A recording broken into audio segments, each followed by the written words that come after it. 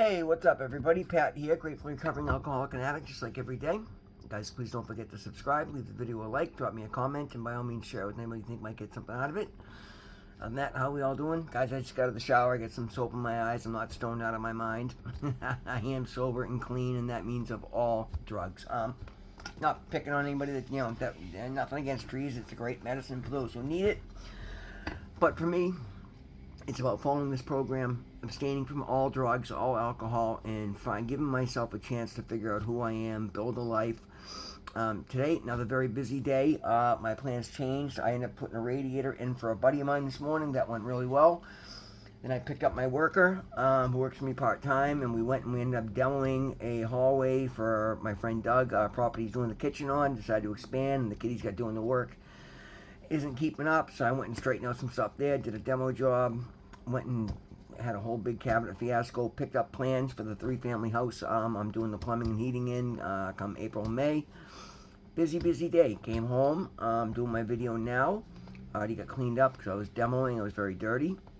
And I'm going to have dinner with all my brothers tonight, second time. I think it was right on my birthday last year, maybe even on my birthday last year in April, that all of us got together. I went and helped out my brother Michael with his car last week. I helped Matthew out with his venting in his house, Brian with the snowblower. I love having my family in my life, guys, and we're all super excited. My sister is down in Florida. We're going to FaceTime her and get her involved. Guys, these are the gifts to recovery. My ability to run my business, to expand my life.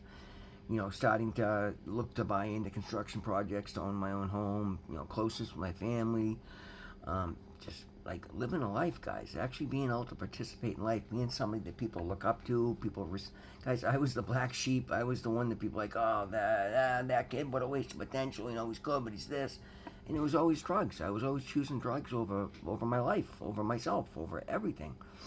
I don't today, and it's beautiful, and it's made such a difference, guys. It really is. For once in my life, I'm able to get my priorities straight. First and foremost, I stay clean at all costs. I proved that when I had to go in for surgery, and I refused to take any opiates, any comfort meds. They gave me the propanol to put me under so they could operate on me, but other than that, nothing stronger than an aspirin. And as I always say, Motrin and Tylenol mixed together is about the best pain reliever you're going to find. Drugs get you high. Motrin and Tylenol, if you can take both, is a great pain reliever. So anyway, my priorities are stay clean, build my business, be my best self, conscious contact with my higher power, being the best version of me. And because I focus on these day in and day out, I'm succeeding in all the areas I always failed in, and it's beautiful. Priorities is what we're going to talk about today, guys. It's just for today NA meditation, and we're going to go with a really good one. Priorities. The good times, the good times can also be a trap. The danger is we may forget that our first priority is to stay clean, and that's something that got me every other time. Things can get really good in our recovery. Perhaps we find our soulmate. That'd be nice. We build a rewarding career, working on it. Started a family, not yet. Or maybe our relationships with our family members have healed. Woohoo, yes I have. Things are going so well, we barely have time to attend meetings. Perhaps we reintegrate into society so well that we forget we don't always react to situations the way that others do. Maybe, just maybe, we've put some priorities ahead of themselves. Is meeting attendance still a top priority?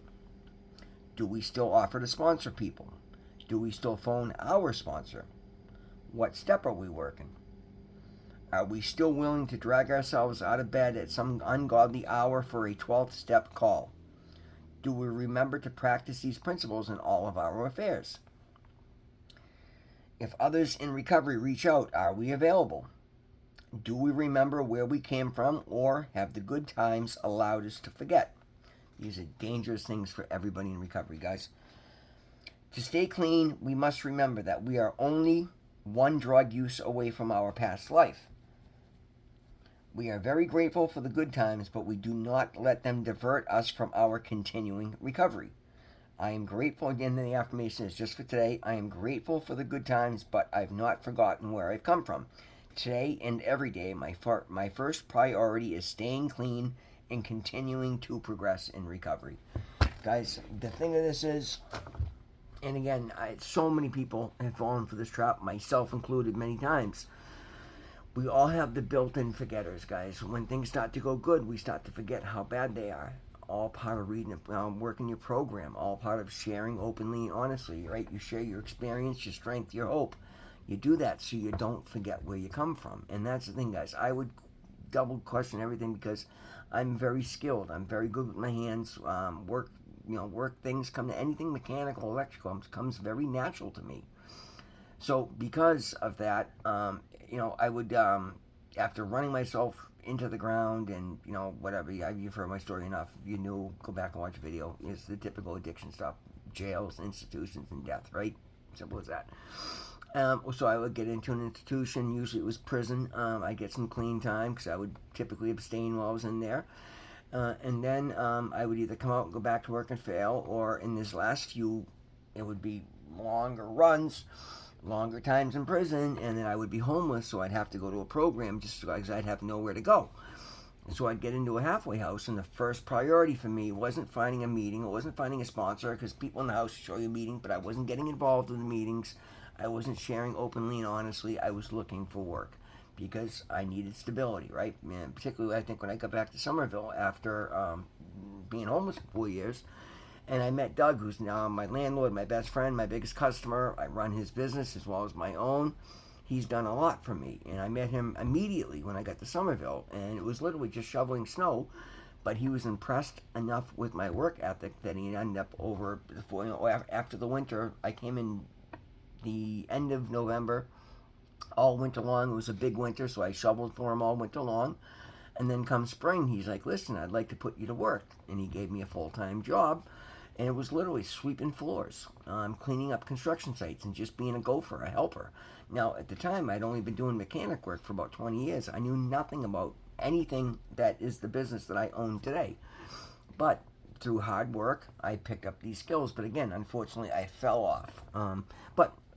Sorry, we're losing track again, guys. My point is, Doug saw my work value, so I got a job, and he started paying me really good money. So, before I was 3 months into the halfway house, I already had an apartment here in the city Doug was holding for me.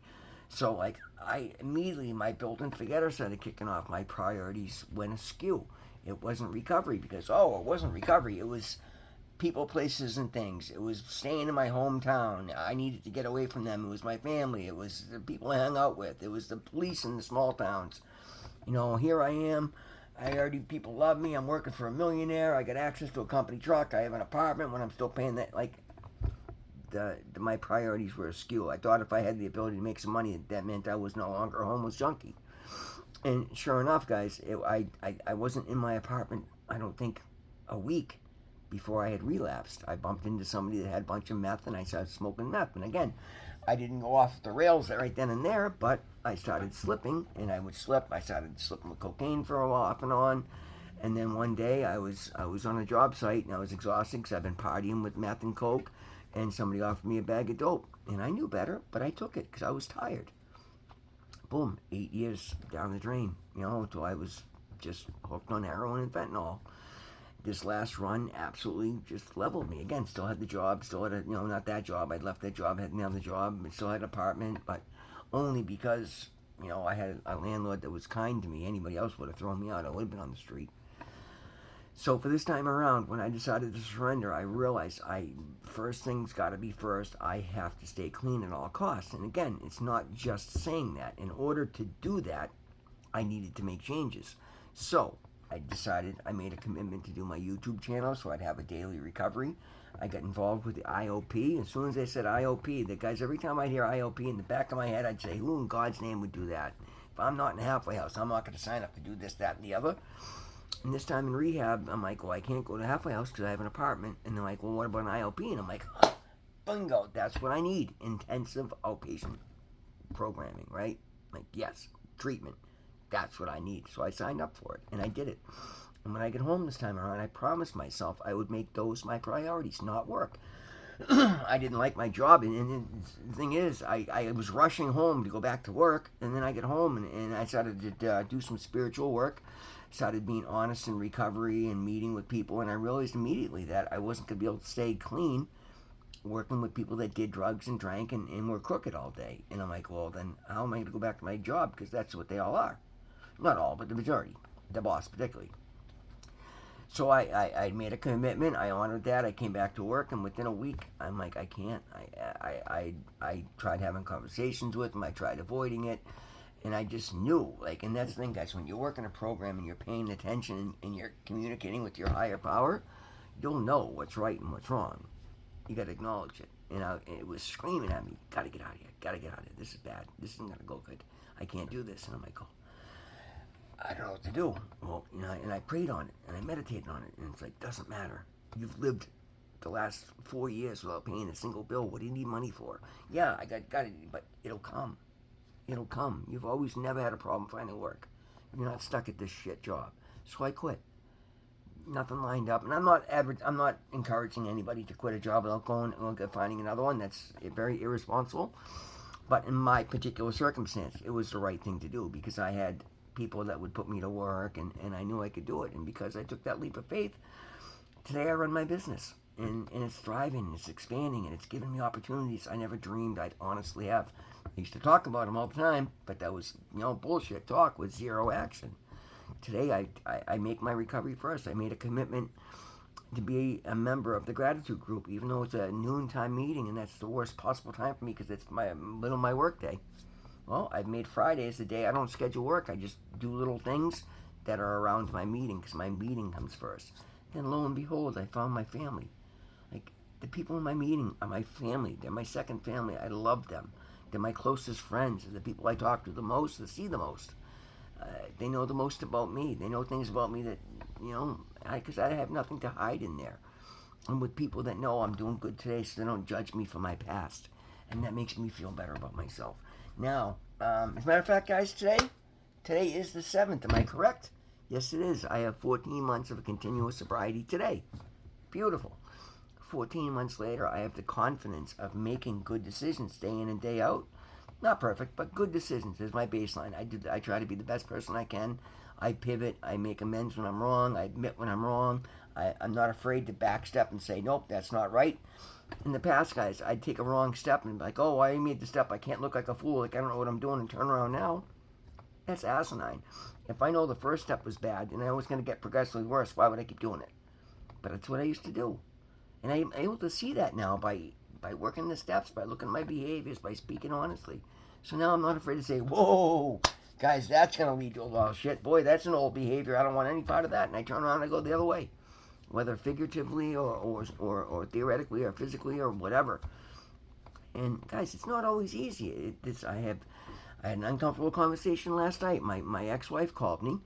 She's got an issue with, anyway, we're not going to get into that, but for about the 4th time in the last 2 months, she'd asked some sob story about her car breaking down, having to pay her mortgage. And first of all, mommy gave you a condo. Mommy gave you a new car. Like, you're just given everything. You're not smart enough to save a dime because you want to go to California and you want to do this. You buy clothes, you buy shoes, you buy dolls, you buy this, shiny trinkets, right? And so every time there's a problem, she calls me up. Oh, can I borrow money? I'll pay you back next week. And it's happened 3 times now. She hasn't paid me back.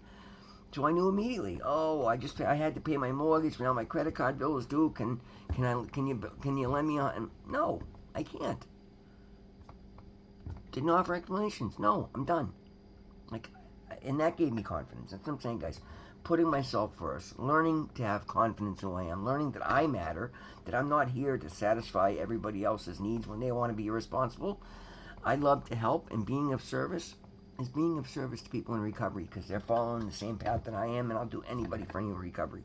But the people that want to smoke pot, and that's the thing, my ex-wife's like, yeah, she's considered herself sober now because she quit drinking, not through a program, but through pancreatitis, through pain. But she still smokes a ton of pot and blows all her money on stupid shit. She's not working a program. She's not any different person than she was when she was drunk, only she's a dry drunk. So no, I'm not going to support that. Anyway, I'm not even going to go there. Guys, I'm able to make these decisions today because I keep my priorities straight. My priorities are stay clean no matter what. Go to my meeting because I'm chairing it. I'm responsible for showing up and greeting people no matter what. Post my videos every day no matter what. Do the best I can. Start my day in prayer no matter what. No matter who's calling, no matter what. Right? End my day in prayer and meditation no matter how tired I am, no matter what. Conscious contact with my highest power. Work with my sponsor. Regular meeting attendance. Right? All those things. Then go out and build my business the best I can. Help as many people in day to day and try to prove that kindness is its own reward, and I reward kindness when I see it. Those are my priorities today. And because I made those my priorities, my life looks nothing like my former life. I look nothing like my former self. Guys, I was 135 pounds, strung out. I literally was so horrified every time I looked in the mirror or took a picture. I was disgusted with myself. I'm not a supermodel by any means, but guys, I'm putting 400 pounds in the gym. I go regular again, consistently, get healthy. I didn't like what I looked like, so I made it better. I got teeth. I got that skin growth taken off. I go to the gym, so I get some healthy weight on me now. Maybe a little more than healthy. But that's okay. I can work on that too. I love my life today. My family's my priority. One of the most beautiful things that came from this YouTube channel was my brother Matthew starting a group text, because though we all got along, none of us had all been my family. None of us had been together. None of us spoke regularly. So we started a group family chat, my God, just about 13 and a half months ago. And we've spoken multiple times every single day. We have today, and I'm going to have dinner with all my brothers tonight. Like, that's beautiful, right? That's life, guys. None of this would happen if I was still using, if I wasn't making my priorities what they are. And even my family have the confidence in seeing me work a program. Any other time it's like, oh, Pat's back in jail, so he's in a halfway house. He's getting clean. Let's see how long this lasts. Oh, at least he's still alive. No, now my family back me and rally around me, and they celebrate my wins with me. And that's so beautiful, guys. It really is. So many gifts. But all of them are contingent upon me keeping my priorities straight. One thing I know is I can burn my life to the ground in a minute. Like, it wouldn't take me any time at all to burn through all the good that I've done the minute I start using drugs. More than likely, the first one would kill me, because I've seen so many people like me that use the way I did, that went back out one time, and you just don't know what's in that shit out there today, guys. I could go out and think I'm doing cocaine. It could be laced with fentanyl and kill me. I could think I'm doing it. Not going to do it. Not even going to talk about it. It's disgusting. Don't do it, guys. It's not worth it. The risk is not. Oh, it's just not. It's just not worth it. It's terrible, and I won't make that. I won't let that. And you don't have to. That's the thing, guys. This program lays it out for you. Follow it and adapt it so it makes sense to you. But don't try and rewrite it. Don't try and correct it. Don't try and fight against it. Just surrender. Surrender is not giving up. It's admitting we can't use drugs in safety. That we need to find a new way of life. And you align yourself with your higher power. Believe that something greater than you at work in the universe. That's a no-brainer, right? Invite it into your life. Ask for help. Then pay attention to the help that's available to you and make the most of it. Do so in gratitude. Like, these are not complicated theories, guys, but they work profound, miraculous results, and they work for everybody. There is no exclusion. The only requirement is a desire to stop drinking and drugging, right? As long as you desire, you're eligible, but you have to do the work. You got to keep your priorities straight. Guys, thank you so much. That is the video for today. Always remember, God loves you. I love you. We'll see you in the next one.